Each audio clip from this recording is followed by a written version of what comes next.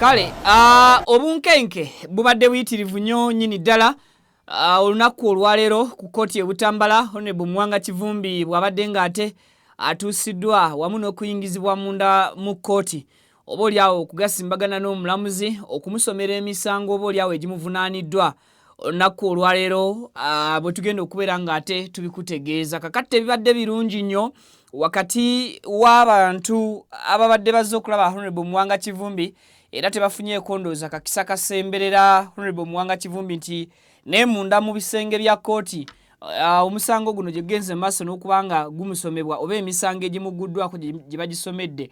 Abatuuze ab'enjawulo ababadde beesunze okubeera mu kkooti tebasobodde kubeera nga bafuna mukisa ogwo. Abo abatonotono ab'olubatu be bakkiriziddwa okuyingira munda mu kkooti. Emisango tugitegedde era gye gino gye tuleese okubeera nga naawe tukutegeezaako.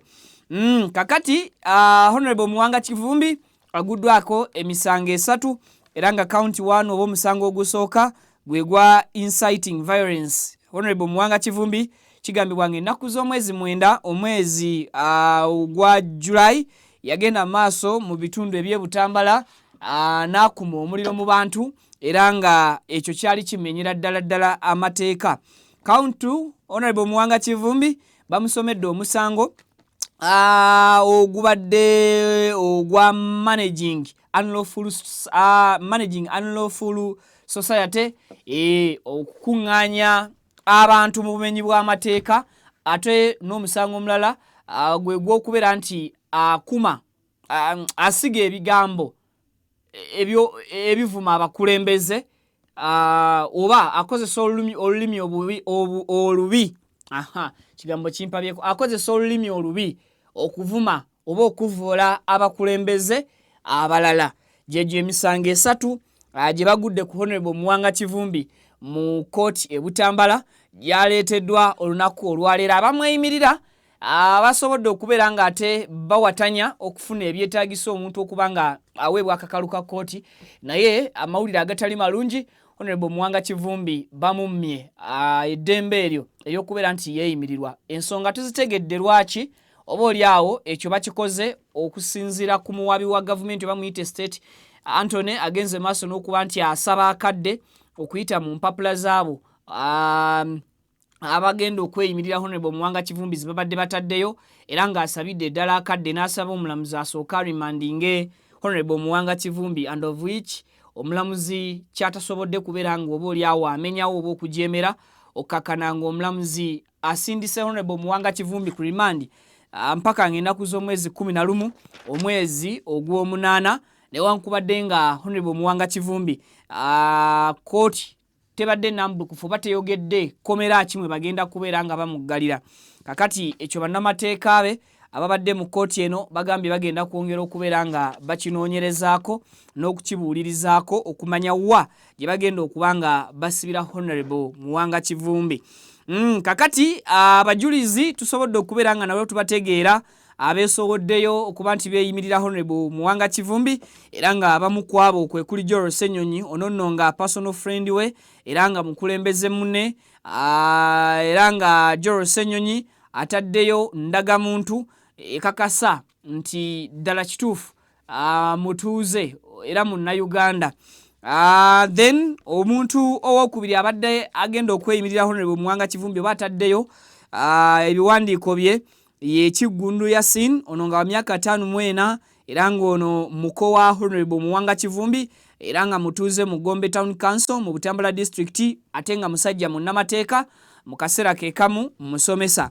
Omuntu owokusatu abadde agenda okweyimirira Honorable Muwanga Kivumbi era n'ateekayo empapula ze ye Kabuye Musa myaka 42 ono nga mutuuze wa Kayenje Local Council 1 mu Gombe Town Council Butambala District. Ono nno nga ye water supplier ate era nga personal friend wa Honorable Muwanga Kivumbi.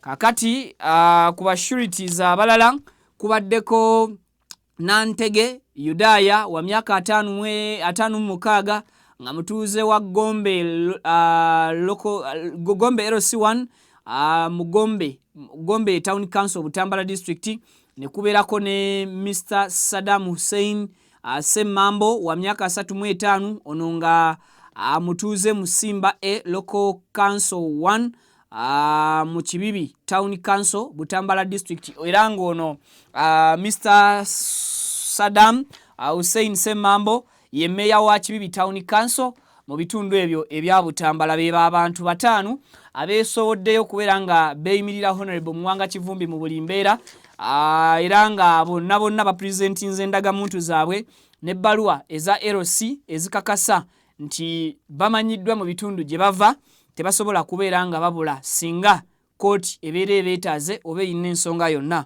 gyebeetaaza. Kakati Honorable Muwanga Kivumbi ategeezezza nti yakubibwa era yayisibwa bubi asobodde okuwaayo eddakiika nga 3-2 nga nnyonnyola kooti oba nga nnyonnyola omulamuzi biki ebyamutuusibwako era ng'olugero lwe alutandikidde ddala ku lunaku kooti ab'ebyokwerinda lwe baamukwata mu bitundu eby'empigi bwe yali ayolekera Kampala ng'ava mu sayidi z'e Butambala. Honorable Muwanga Kivumbi ategeezezza kooti nti abaamukwata baamuteeka mu motoka ekika kya drone wabula awo yakoma okubaako ekintu ekirala kyonna kyalaba ku duniya kuno olw'ensonga nti olwamutuusa mu drone abasajja baamubikako akakookolo nga talina kintu kyonna kyasobola kuba nga alaba wabula okuleka okuwulira obuwuliza emmotoka ng'etambula. Agamba baamutwala mu kifo ky'ataategeera ne gye buli kati kyatamanyi era eno gy'agamba nti baamuyisa bubi baamutulugunya baamukuba ne bamuteekako n'enkovu oba ebiwundu eby'amaanyi era ebiwundu eby'enjawulo. Ekimu ku biwundu Honorable Muwanga Kivumbi byalaze omulamuzi kiri ku mukono, ebiwundu ebirala ategeezezza nti bijjudde mu mugongo tasobola kubeera nga yeeyambula olw'ensonga ezimu era bw'atyo n'asaba n'ategeeza kooti nti ne omusawo wa poliisi gye bamusudde agenze maaso n'okubeera nga amwekebejja era kituufu n'akakasa nti ono aliko obuvune yeetaaga okubeera ng'agenda mu scan bongera okuba nti balaba obukosefu bw'alina oba oli awo afune n'obujjanjabi oba omulembe obuyinza okuba nti buvumula ebyo ebiyinza okubeera nti bye bimuluma oba bye byamutuusibwako mu kaseera nga atulugunyizibwa. Kakati bannamateeka ba Honorable Muwanga Kivumbi basabye kooti ekkirize ewe Honorable Muwanga Kivumbi akakalu kaayo yeeyimirirwe wabula State Anthony oba omuwabi wa gavumenti kino agenze maaso n'okubeera ng'akiwakanyanga agamba nti empapula ze bakozesezza okuba nti basabumitinga naddala bashurities oba abajulizi zeetaaga okuba nti zitunulwamu. Basabayo kokadde era state omukyala n'asaba nti barimandinge Honorable Muwanga Kivumbi nga nabo bwe bakola ki bwe beetegereza empapula zino wabula bannamateeka ba Honorable Muwanga Kivumbi nga bakuliddwa Medali Lubega Segona ne Council Sam Muyizi kino bakiwakanyiza era mu submission Council Medali Segona gyakoze mu maaso g'omulamuzi amugambye oba amutegeezezza nti empapula oba ebisaanyizo ebikozeseddwa okuleetebwa mu kooti byebyo ebisaanyizo ebya bulijjo ebiteetaaga verifyingibwa bbanga ddene okuli endagamuntu n'ebbaluwa eya LC omuntu aleese endagamuntu gyakola ki gy'abeera avudde.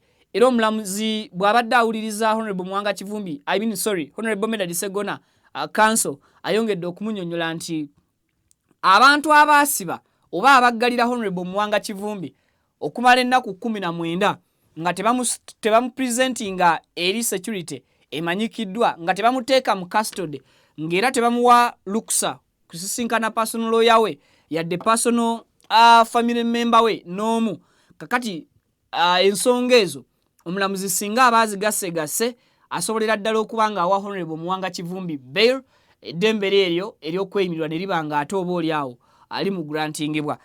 Katono nnyo nga situnaba kuyingira mu kooti katusooke tusamalizinge Honorable Medali Segona nga munnamateeka wa Honorable Muwanga Kivumbi bw'atuwadde ebimu ku ebyo ebibadde mu kooti mu lulimi Oluganda ndooza akozesezaawo eddakiika nga 1-3 ate then nzije nkuwe ebibadde munda mu kooti obutambi obw'enjawulo mbukuzanyire. Katusooke tufune kano. Olwaleero waawo ng'omulamuzi tatubuulidde komera mwamurimandinze mwamutwatute kwa limanda naye waakiri tumanyi ow'okubuuza Dr. Johnson Byabashaija kuba yakulira amakomera gonna mu Uganda eyali afudde bwalemala, naye kyamukisa mubi nti kati tuteekeddwa mu mbeera ejaguza n'okumanya munnaffe gye bamusibidde naye nga sikiri musibe, kubanga tubadde tumanyidde nti abantu babasibira gye tutamanyi, tubadde tumanyidde nti abantu bwe basibwa bakubwa. Twandyagadde nnyo kwegayirira abatusinga amaanyi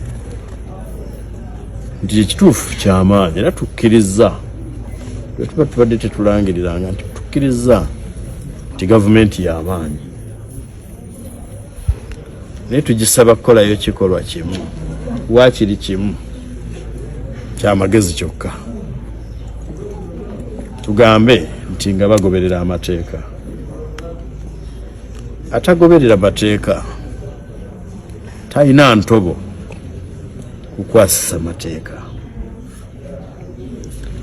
Munnaffe tumusaasira, tumusabira era tujja kukola ebisoboka mu mateeka okulaba nga tumununula. Ebisigadde weesabire nga bw'onsabira.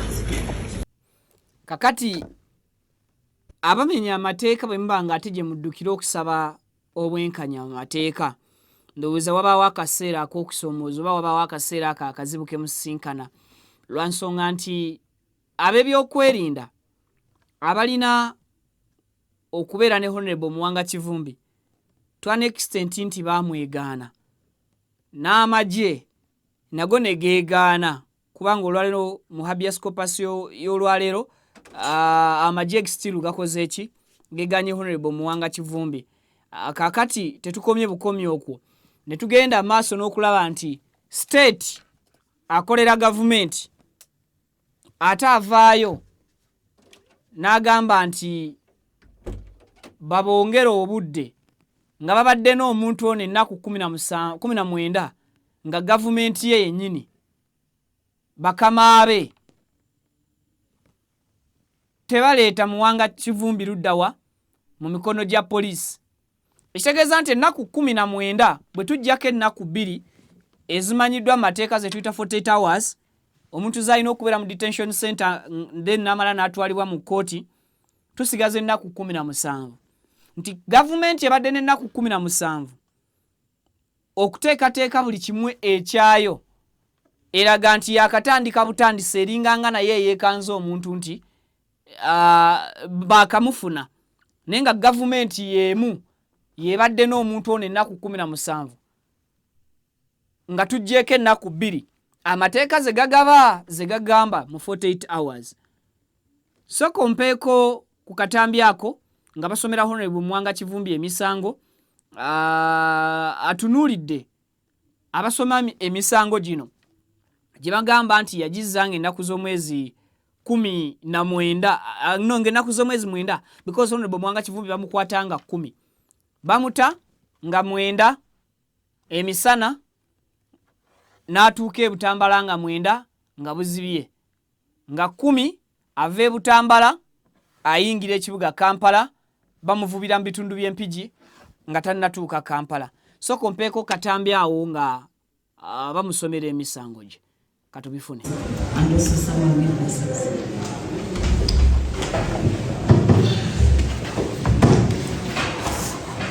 Mr. Worship, within which we intend to disclose the evidence that we intend to rely on to the defense, and also someone witnesses for hearing the case. Your Honor, we have instructions to apply for bail as we pray that you permit us very short time. That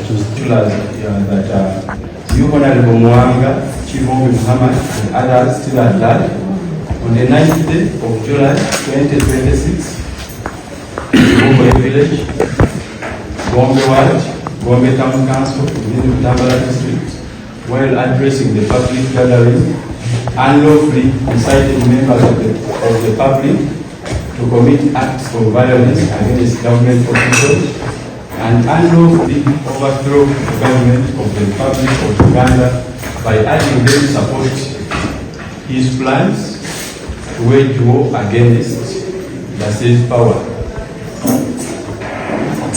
That is count one. Count two. How do you feel on count one?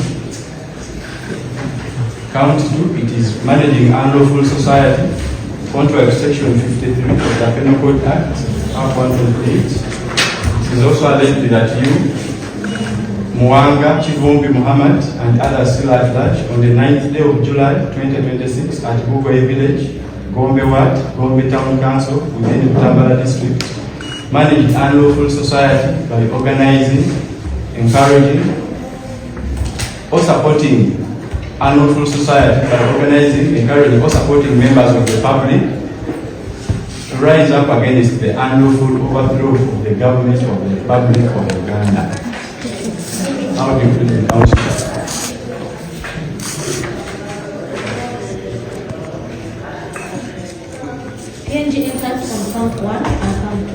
Kale embeera yeeyo bwetyo bwebadde mu kiseera nga abamusomera emisango.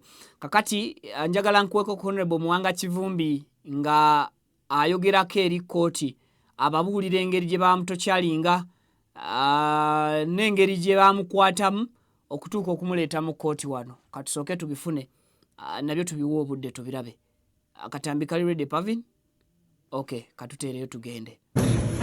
10 at around You were picked for lack of yes, and I do carefully what I'm saying, but I would have used the word abducted. But I'm saying I was picked on a roadblock mounted by Uganda Police Force at Mpigi, where I was questioning why I was being told to brand to the Mpigi police station. A drone just appeared, and if I could say much, they picked me out of my car. And when I was in the drone, I was the whole face was covered, and in front of me put some doors to make sure I can't even bend and see where you are going or whatever happens. And I was, if I know it, I had been taken to a place I don't know, show the room, with the bathroom and small room. And when I reached that room, every single person, the gentleman that picked me, took a turn to beat, to kick, to do anything they want. Up until when I was hit on the head here, and a lot of blood was whizzing out. That's when they stopped beating. And even now, if you look at the scar on the head, I have a fear whether I don't need to do a scan to establish whether there is a damage on the scar. All my bodies, and I've been examined by the doctor and police. Immediately after that, they applied some chemical and tried to stop the bleeding, and they said the doctor will come in. The doctor never appeared until the next day, around midday. And when he examined me, he was also careful whether I didn't need a scan on the head. And later on, went, bought some medicine, and in the night, they began to rehabilitate me. A process that lasted a week, where they would do it morning, midday, and in the evening. It was as painful as the beating. So, after they began to rehabilitate you? to treat the wounds, I have some of them, like here. This is how they look like. If I would be permitted to do my vacuum to see most of the beating, but for some reasons I may not. But they are captured very well at the police station. The doctor examined me, and I don't know whether that record is for court and all that sort. So, and that place where I was not permitted. I've been inside that room ever since I entered it. It has just a small car window, and that's all we have for 19 days. Until this morning, when they brought my coat, I said, your days here have ended, can you bear? And the next, like 20 minutes, I was picked, again covered with the on my face, and the final night I was, by the time they removed it, it was towards Natete. That's when I knew I was in Kampala, and around Natete, and Natete police station, going to this place. So my prayer is that I need okutegeera nti ali Kampala ategeeredde ku poliisi Natete.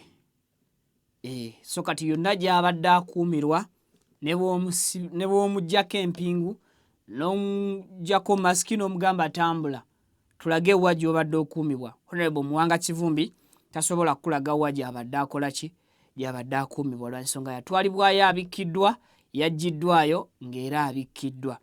Kakati njagala nkulage ku mbeera ebadde wabweru nga Honorable Muwanga Kivumbi amaze okuba nga asindikibwa ku remand.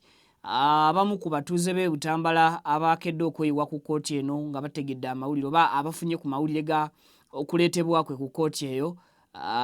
Embeera bo bwe bayisizza na butya ng'abantu bwe babihevinze mu bufu obufanaganako ko bituka tufune ku katambi ako nga tukuwa embeera ebadde sides zaawo.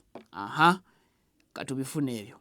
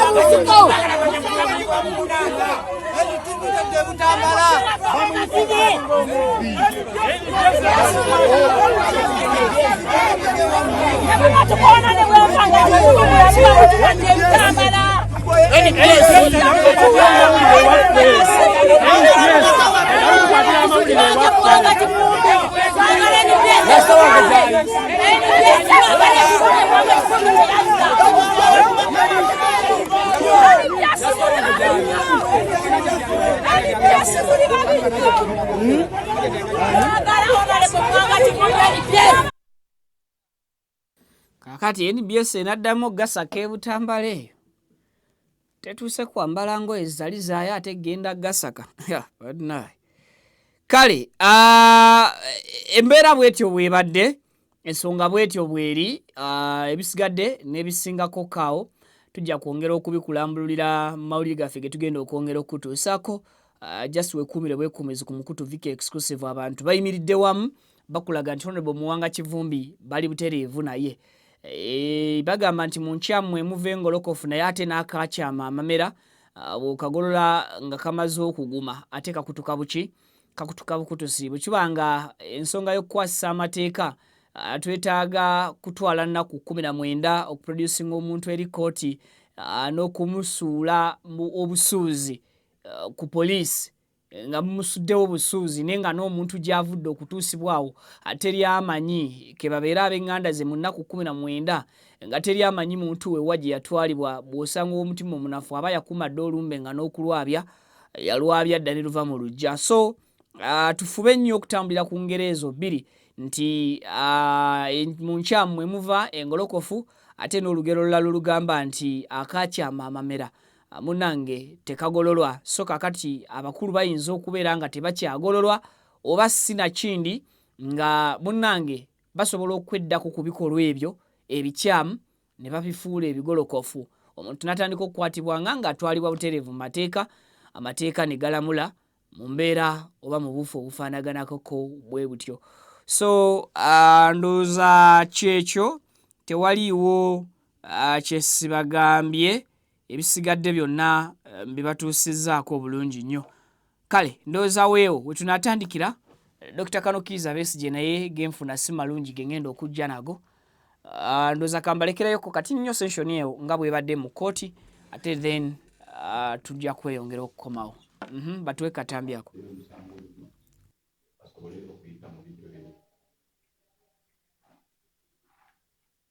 Your Worship, now on this account we object to the prayer for adjournment.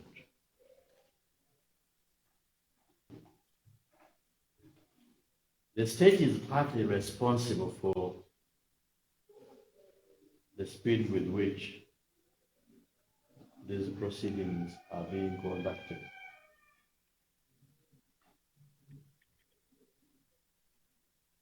And we painfully wish to state now, and we are justified and fortified in stating that the state is acting in bad faith.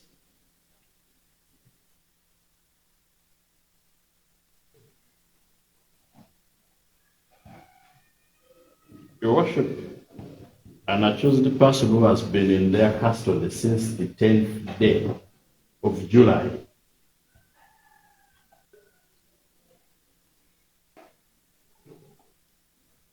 has only been presented today.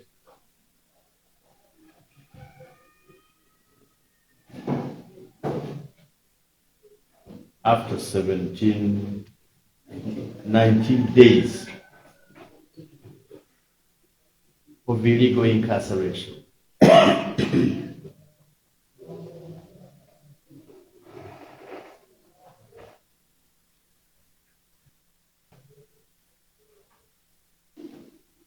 Your Honor,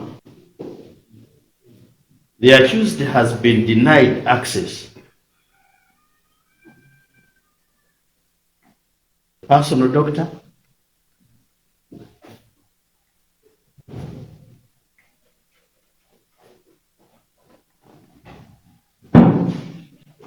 the personal doctor, the personal lawyer,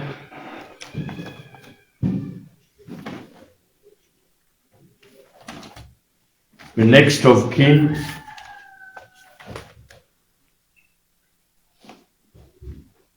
and has been denied the protection of Uganda's constitution.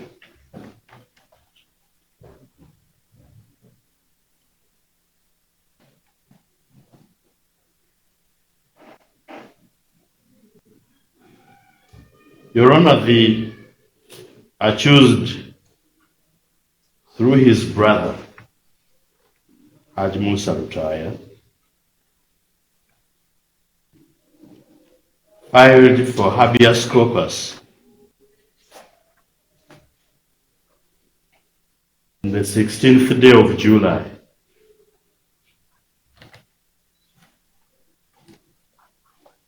(2026).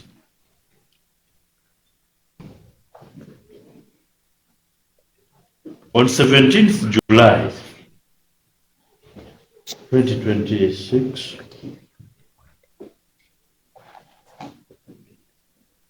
after 4 days, actually after 7 days, the state came to court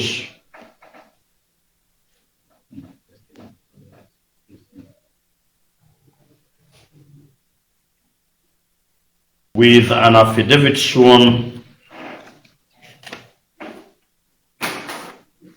by a senior police officer, Godwin Tumugumye,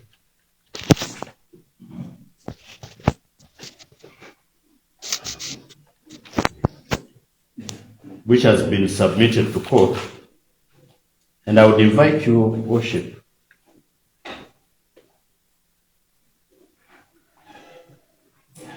amanya gange nze Kibira Hassan okuva mu Kibira Construction Company Limited.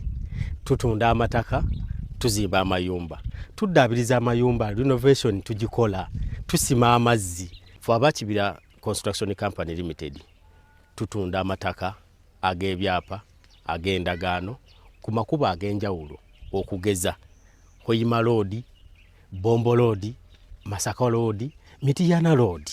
Ate tukiriza ne kibanja mpola osobola tukyalirako ku offices zaffe ezisangibwa Senge wa Kiso oba tukubire ku masimu gaffe 0755 36 37 82 ojje tugende mu maaso n'okwogereza ku business yonna gy'oba oleese mu office yaffe nga bwe nzoogeddeko waggulu. Tujja kwataganira wamu kubanga bye tukola tubikola nga biri mu kubogolokofu. Buli kimu ekigwa mu construction company tukikola. Bw'oba olina ky'oyagala okwebuuza era tukyalireko ffe bakibira tukubire buli kimu tusobola okukimala. Ntuusa omukisa okubabuuzaako nti assalamu alaikum wa rahmatullahi wa barakatuh. Aba QYT Healthcare Traditional Chinese Medicine abasangibwe Nansana ku Yesu Amala mu maaso ga Total ku kizimbo kuliziwa Hair Academy bakutegeeza nti weebali nnyo okujjanjaba endwadde ez'enjawulo omuli asthma, sukaali, fibroids, ssenyiga w'ekibumba, hepatitis A, B ne C, abasajja n'abakazi ab'ennyoma mu nsonga z'obufumbo, abaludde okufuluma, kiyite constipation, omugongo oguluma, amagumba gakumeketa, alumizibwa mu nnyingo n'endwadde endala nnyingi. Balina ebyuma ebikebera endwadde mu buli kitundu kya mubiri eby'omulembe wamu n'abasawo abakugu mu kujjanjaba. Ate jjukira nti bataddewo promotion ng'okukebera omubiri gwonna kwa siringi $3 zokka. Kale yanguwa ofune obujjanjabi obw'omulembe anti obulamu bugagga. Okumanya ebisingawo ku bino bakubire ku 0764 61 36 67.